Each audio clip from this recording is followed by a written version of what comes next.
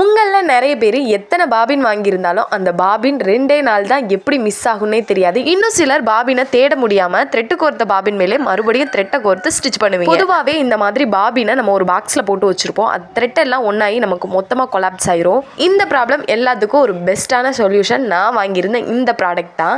இந்த ப்ராடக்ட் நான் ஆன்லைன்லேருந்து தான் பர்ச்சேஸ் பண்ணியிருந்தேன். இது பார்த்தீங்க அப்படின்னா நமக்கு பாபின் வந்து ஃபிக்ஸ் பண்ணுற மாதிரி இருக்கும். இது பார்த்தீங்க அப்படின்னா நமக்கு பிளாஸ்டிக் மாதிரி இருக்காது, ரப்பர் மாதிரி இருக்குது. நமக்கு கையில் வச்சிருக்கும் போதே ரொம்ப சாஃப்டாக இருக்குது.